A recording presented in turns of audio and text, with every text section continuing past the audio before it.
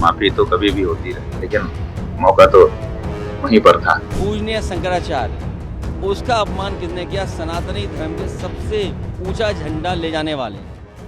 प्रयागराज में चल रहे माघ मेले से शंकराचार्य स्वामी अभिमुक्तेश्वरानंद ने दुखी मन से विदा लेने का ऐलान किया। ज्योतिष पीठ के शंकराचार्य स्वामी अभिमुक्तेश्वरानंद सरस्वती के माघ मेला छोड़कर काशी जाने के बाद अब उनका शिविर भी शिष्यों ने बुधवार को ही खाली कर दिया और वो वापस काशी चले गए। कल यानी कि 28 जनवरी को आयोजित प्रेस कॉन्फ्रेंस में उन्होंने कहा कि वो आस्था और श्रद्धा के साथ माघ मेले में आए थे, लेकिन परिस्थितियां ऐसी बन गईं कि बिना स्नान किए ही उन्हें लौटना पड़ रहा है। उन्होंने कहा कि प्रयागराज हमेशा से शांति, विश्वास और सनातन परंपराओं की भूमि रही है और यहाँ से इस तरह लौटना उनके लिए बेहद पीड़ादायक है।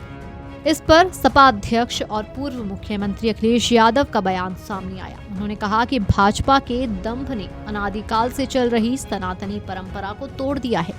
जगत गुरु शंकराचार्य का तीर्थ राज प्रयाग की धरती पर माघ मेले को बिना पवित्र स्नान किए छोड़कर जाना अत्यंत अनिष्टकारी घटना है। हमारे पूजनीय शंकराचार्य, उसका अपमान किसने किया? सनातनी धर्म के सबसे ऊंचा झंडा ले जाने वाले। उनका किसने किया अपमान? आप बताइए, किसने अपमान किया? आप कह रहे योगी आदित्यनाथ ने? वो योगी कब हो गए? सर्टिफिकेट कहाँ से मिला?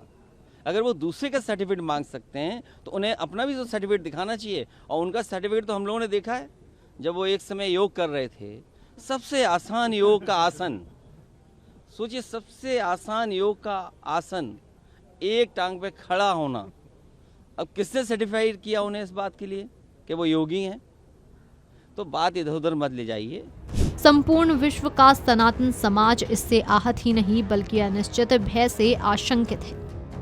अखिलेश ने कहा कि भाजपा और उसके संगी साथी चाहते तो सत्ता की सनक और अपने अहंकार को त्याग कर अपने कंधों पर उनकी पालकी उठाकर उन्हें त्रिवेणी संगम पर पावन स्नान कराकर उनके मर्माहत सम्मान का मान रख सकते थे। भाजपाइयों को भ्रष्ट साधनों से अर्जित अपनी शक्ति का घमंड है जो उन्हें ऐसा करने से रोक रहा है।